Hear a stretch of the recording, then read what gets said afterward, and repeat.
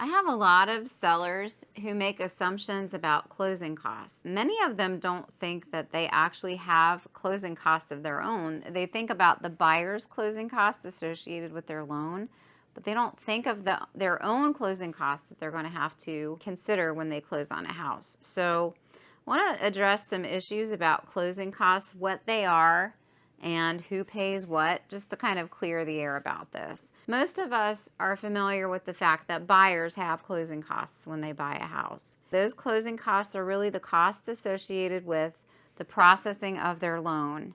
And many times they'll ask a seller for assistance with closing costs, and sellers can contribute to buyers' closing costs if the price is right and the terms of the offer are right. They certainly can do that. But it's not up to the seller to pay the buyer's closing costs for their loan. That's something that gets negotiated. So closing costs, again, the costs associated with the processing of the buyer's loan. From the buyer's standpoint, that's what we're talking about. Of course, the buyers also have a down payment to come up with depending on the loan type. They also have prepaids. They have their homeowner's insurance and title insurance as well. And then their escrow for taxes that they have to think about as well if there's a tax escrow. And they also have to pay for an appraisal or application fee as well.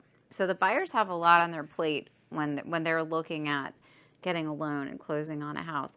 But again, sellers, you have some closing costs as well. That includes deed preparation of the new deed that will transfer ownership from the sellers to the buyers, and the recording at the county. That's very important. Another county fee that's being charged at closing is a county transfer tax. Here in Claremont County and most of the Cincinnati area, that's about $4 per every 1,000 of the purchase price. So that's a county charge.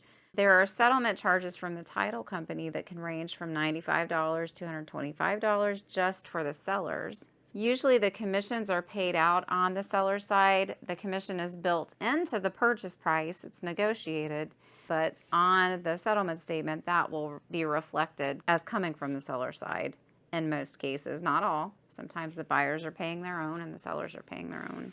And then the sellers also have to pay off any remaining mortgage balances or liens, and they have to have the taxes prorated so that they settle up with taxes up to the day of closing, and then after closing, the taxes are all on the buyers. So the sellers have quite a bit that they have to be responsible for as well in the real estate transaction. And a good real estate agent will give you an estimated proceeds sheet based on those charges on the seller side. So again, closing costs aren't just for buyers. The sellers have their very own costs associated with closing as well. If you have questions about this topic or any other, you can call me at 513-236-1254. You can private message me. And if you're watching on YouTube, please remember to subscribe. Thanks. Bye.